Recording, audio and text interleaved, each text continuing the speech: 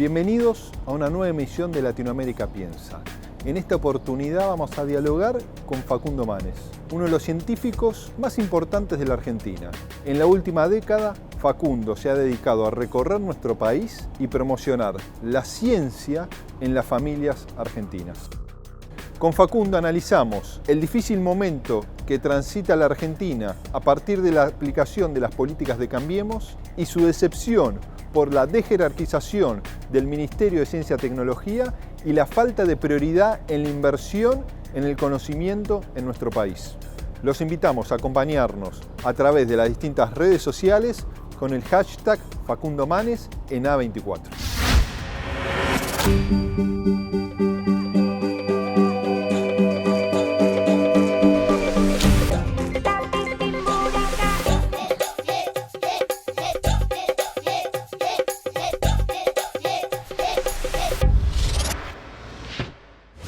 Facundo, muchas gracias por la posibilidad de poder conversar con vos sobre tu mirada sobre América Latina, sobre Argentina en particular, y después lo que es tu área de estudios en particular, que es todo lo vinculado a la ciencia y a la tecnología, y cómo la ciencia se debe transformar en un camino hacia el desarrollo de nuestras naciones y de nuestras sociedades. El agradecido soy yo, sabes de mi afecto y de mi admiración intelectual hacia vos, así que es un placer estar acá.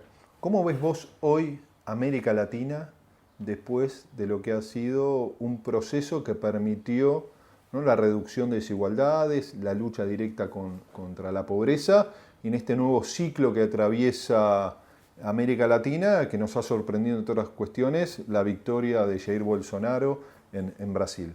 Yo también me he sorprendido del voto en Brasil. Yo soy optimista por la sociedad latinoamericana. Tenemos que ser inteligentes, tenemos que unirnos, tenemos que trabajar mucho, porque que tengamos una mirada mejor de lo que está pasando no quiere decir que vaya a pasar. ¿Cuál es esta mirada mejor? Bueno, invertir en el desarrollo humano, invertir en erradicar la pobreza en serio. Hoy mi área de investigación, te voy a hablar de política, pero te voy a hablar datos de mi área de investigación, entiende que cualquier persona que esté en la pobreza, porque vos viviendo en la pobreza hoy, y yo viviendo en la pobreza hoy, usaríamos los recursos cognitivos que son limitados para sobrevivir y no podemos planificar. Entonces, por más que nos den algo material, que es necesario, y económico, que es necesario, pero no es suficiente. Tenemos que ir al segundo paso, a la segunda ola, cuando a los sectores sensibles, progresistas, le toque gobernar nuevamente, de invertir en los recursos humanos. Potenciar al cerebro para hacerlo más independiente, a la persona. Y eso es educación de calidad, eso es buena nutrición de los cerebros.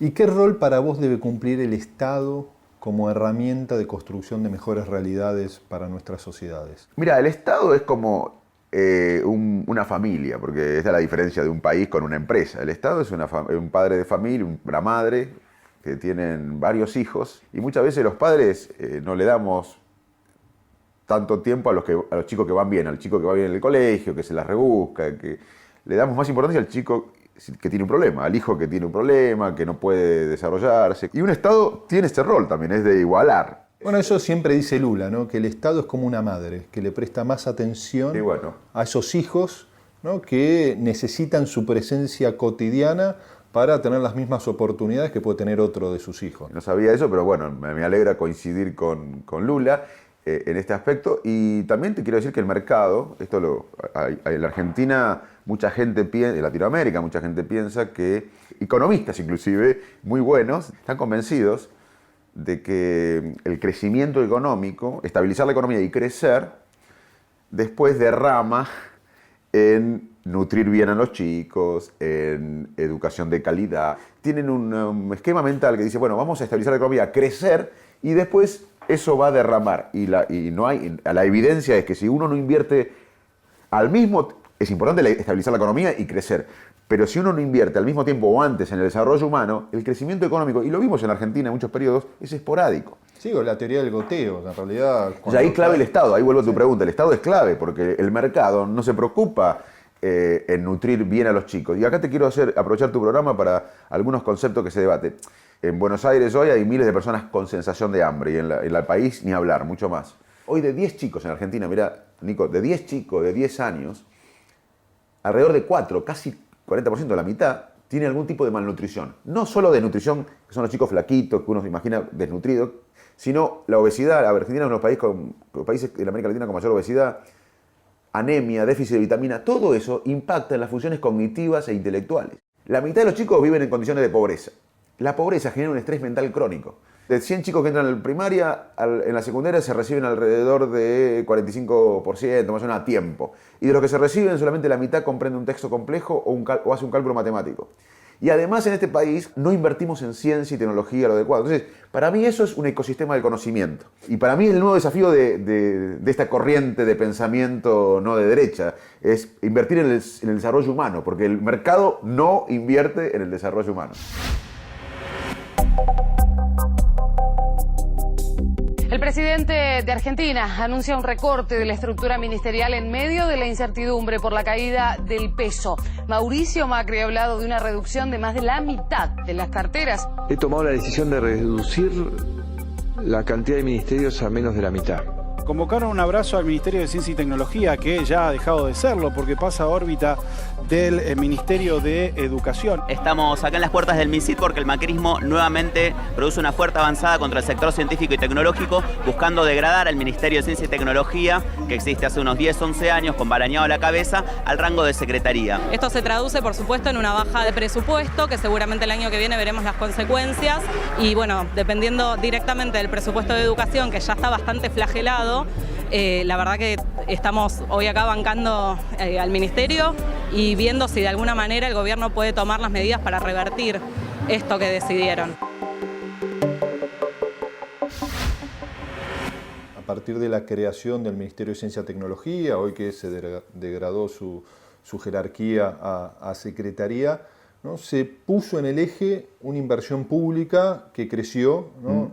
Pero que no se logró traccionar al sector privado en un compromiso de inversión en la ciencia y la tecnología. Porque si nosotros analizamos, en el caso de la Argentina, casi el 80% lo invierte el Estado y 20% el sector privado. Si vamos a Brasil, ¿no? Un país de nuestra región, es 50 y 50. Y en los países más ricos, ¿no? Gran parte de la inversión la realiza el sector privado, un sector privado comprometido en los procesos de creación de conocimiento, y el Estado generalmente invierte en ciencias básicas, en los procesos de investigación de largo plazo.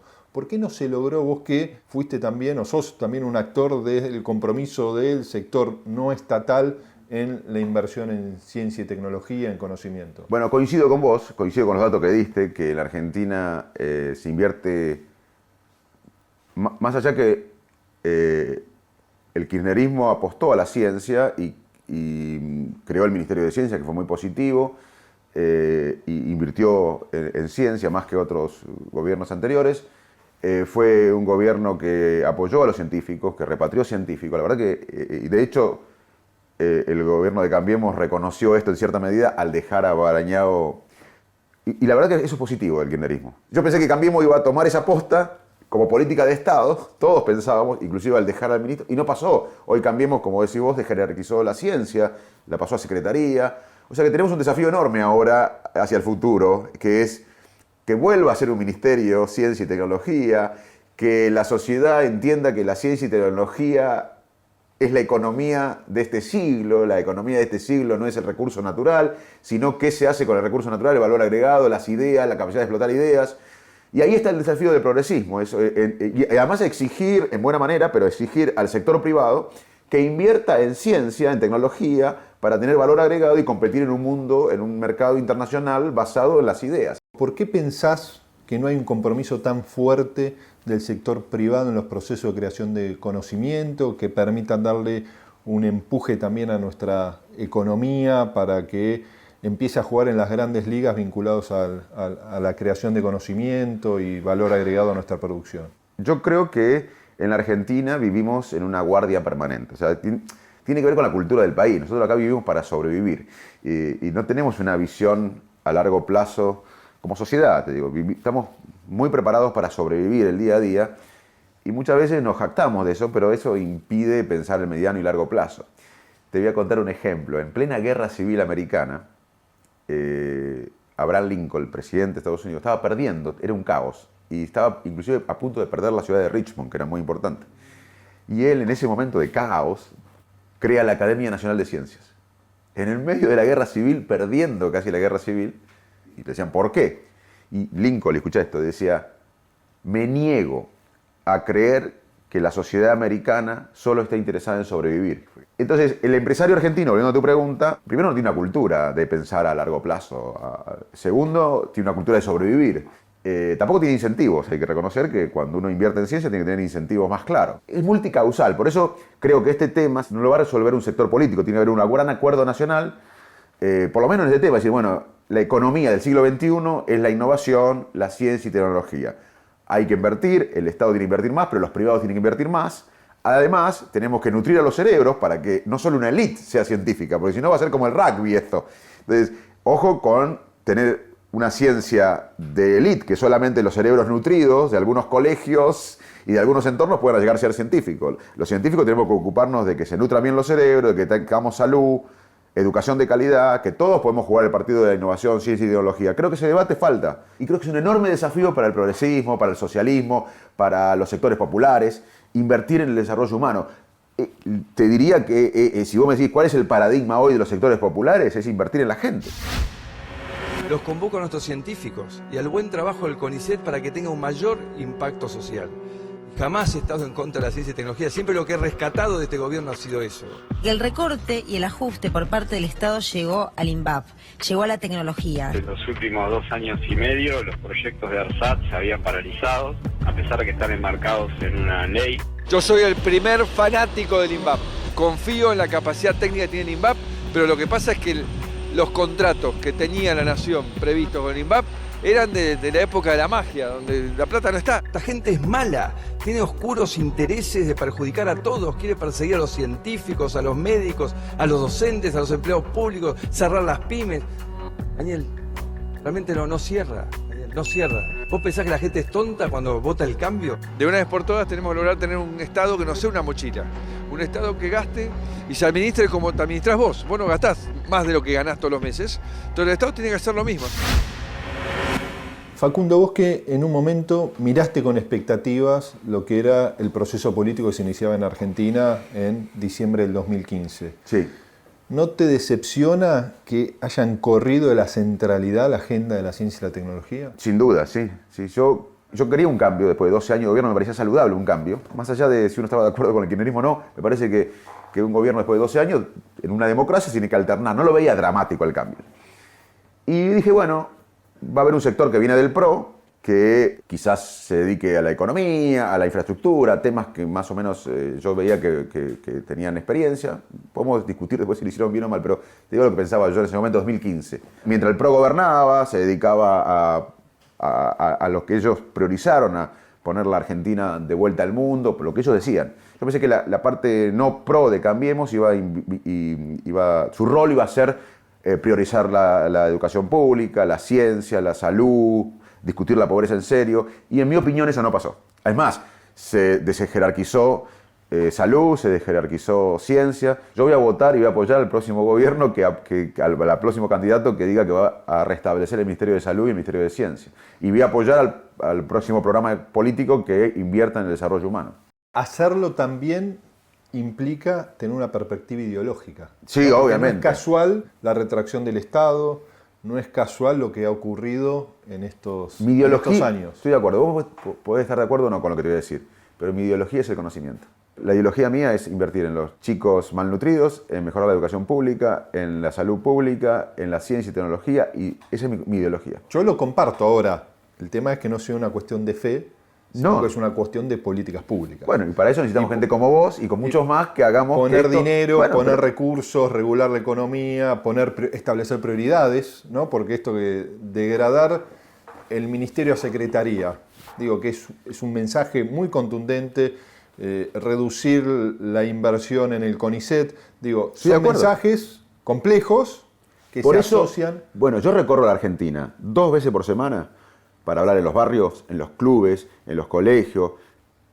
Este tema lo charlo 3 veces por día.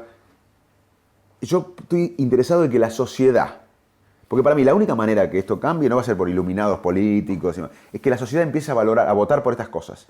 Porque pasó con la democracia. En el 78 acá, los argentinos algunos morían por la democracia, otros se exiliaban, pero la mayoría de los argentinos disfrutaba el Mundial de Fútbol en el 78. 5 años más tarde, en el 83, esa misma sociedad que disfrutaba el Mundial pidió por democracia. Esto que estamos hablando nosotros no lo va a hacer un político o un partido político, por más que ellos quieran. Lo único que va a poder hacer esto viable, pasar del diagnóstico a la acción, es que la sociedad lo comprenda, se eduque y lo presione. Por eso yo estoy más interesado en educar a la sociedad en estos temas, en convencer a la sociedad de que el conocimiento, y después la sociedad, como comprendió que el paradigma de los 80 era la democracia, si comprende la sociedad que el paradigma actual en el mundo y la economía actual es el conocimiento, va a haber más chances de que esto se haga. Ahora, no creo sinceramente que un político o que un sector político lo pueda hacer si la sociedad no presiona por eso. Estamos acá hoy en el Congreso para defender la ciencia y la universidad ante el recorte propuesto en el presupuesto. La verdad que lo que uno ve es que este gobierno nos está comprando un serio problema para el futuro porque el mundo está cada vez más tecnologizado y sin dominio de la tecnología, sin generar conocimiento, las posibilidades de prosperidad futuro están en serio riesgo. Estamos pasando por un momento muy patético en la Argentina, en la universidad pública, en torno de una política científica que es la política de la no política, porque bueno, lo que no es negocio parece que para este gobierno no tiene valor. No hace mucho estábamos acá inaugurando este ministerio, orgullosos de los pasos que se estaban dando, y ahora estamos retrocediendo, pero retrocediendo mucho, estamos retrocediendo 10 años atrás. Tenemos falta de nuevos investigadores que apuntalarían esos equipos, tenemos menos becas y lo peor de todo, tenemos menos presupuesto para los proyectos de investigación, menos plata para equipamiento. Todo esto repercute negativamente en aquellos que han vuelto y que hoy en día muchos estarán pensando que tomaron una mala decisión y se querrán ir. Hay una cosa básica que es que cualquier país se desarrolla en base a ciencia y tecnología. Creo que todos sabemos eso y ese es el camino del cual nos estamos desviando ahora en Argentina. Facundo, ¿qué pensás vos de aquellos que dicen que los argentinos, pese a nuestra recurrente crisis histórica, vivíamos más allá de nuestras posibilidades? A ver, mi visión es que Argentina es como una familia que, como sociedad, gana 80 pesos por mes hace años y el gasto de 120. Aún con ese gasto de 120, muchos sufren. Entonces no podemos recortar. No hay que gastar menos, hay que producir más. Nosotros tenemos que discutir cómo producir más, cómo ganar 40 o 50 pesos más. Y esa discusión no está. Esa discusión de cómo generar más riqueza para distribuirla, no para hacer más desigualdad, no la veo.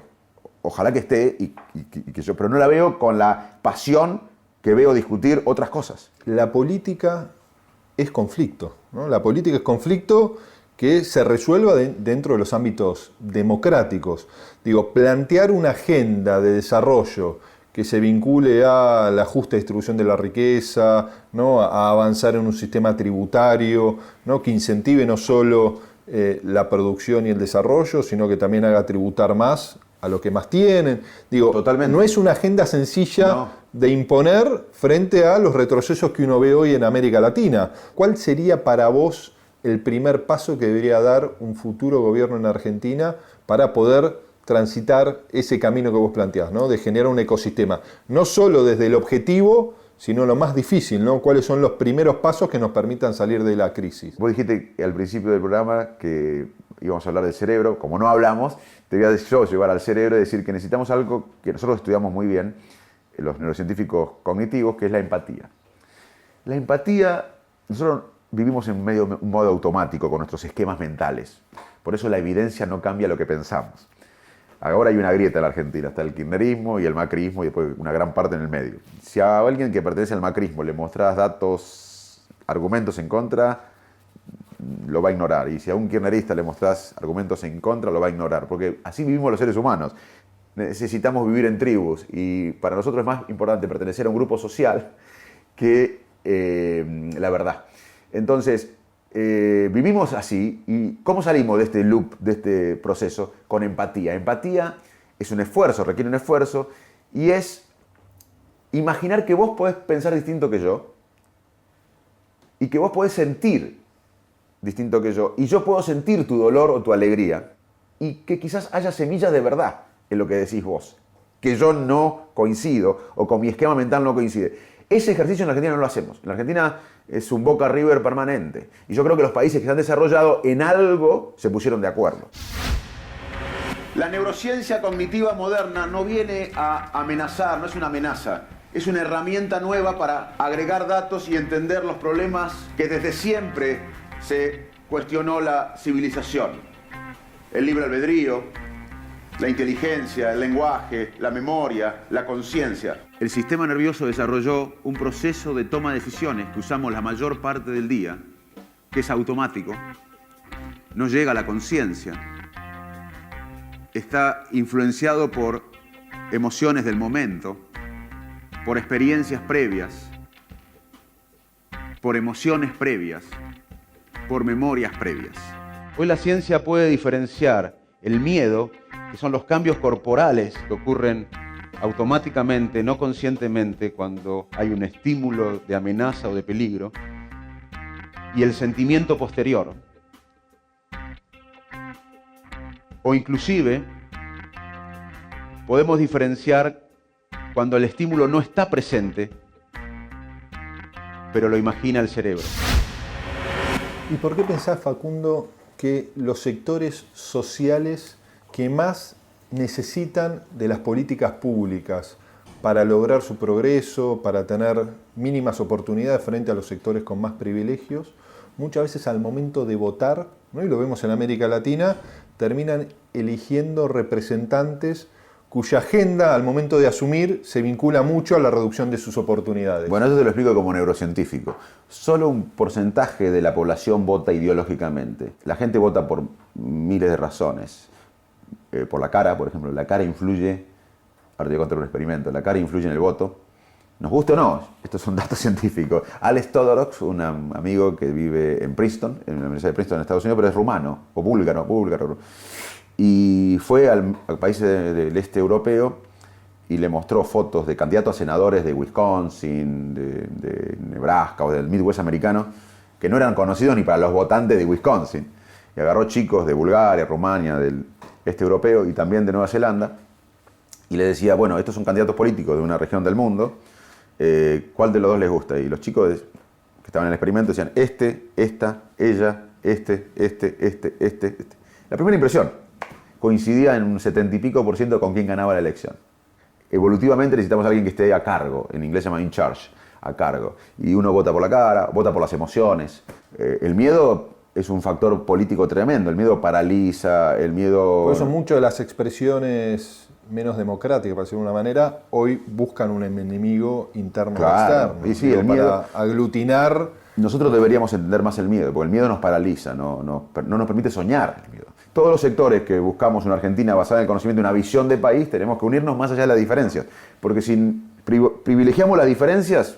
Sí, el tema es el conflicto que implica transitar ese camino al desarrollo. Cualquier acción genera también reacción, ¿sí? ¿No? Implica también la construcción de profundos consensos y de entender quién tiene que poner el hombro más que otro. Hay bastante evidencia científica que a nivel personal necesitamos un propósito que no se exceda a nosotros, que no sea de algo de interés personal. Y eso nos da bienestar, nos da satisfacción, nos da plenitud. Y las sociedades necesitan propósito también. ¿Y cuál es el propósito de Argentina? Desde que soy chico, desde Salto, escucho al economista que hay que bajar la inflación. Yo me niego a pensar, como Lincoln en Estados Unidos se niega a pensar que el propósito de Estados Unidos era sobrevivir, me niego a pensar que el país que Argentina solamente necesita bajar la inflación. No podemos exportar en conocimiento en 10, 15 años, casi como el campo, y tenemos... Bueno, después nos peleamos, pero tenemos un propósito, una visión, decir, Argentina va a ser más rica. Facundo, para terminar, nosotros en la época de Twitter, ¿no? Hacemos preguntas cortas, hoy en 280 caracteres, y esperamos también respuestas breves. Si yo te digo Raúl Alfonsín, ¿vos qué pensás? El último prócer de la democracia argentina. Yo te digo, ¿cómo soñás la Argentina del futuro para vos, para tus hijos? Una Argentina más igualitaria, más justa y basada en el conocimiento. Y si tenés que pensar en un dirigente de estos procesos de cambio que vivió la América Latina con el inicio del siglo, ¿con quién te quedarías?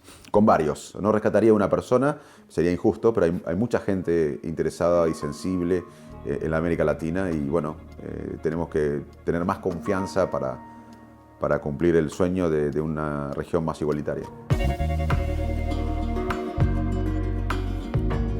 ¿Y dónde te ves en 10 años? Hinchando, presionando y tratando de convencer a la mayor parte de los argentinos que la única manera de que seamos un país más igualitario, más justo y más próspero es invirtiendo en la nutrición infantil, en la salud pública, en la educación, en la ciencia y la tecnología. Bueno, muchas gracias, Facundo. No, gracias a vos. Para terminar, hacemos siempre una foto. Dale.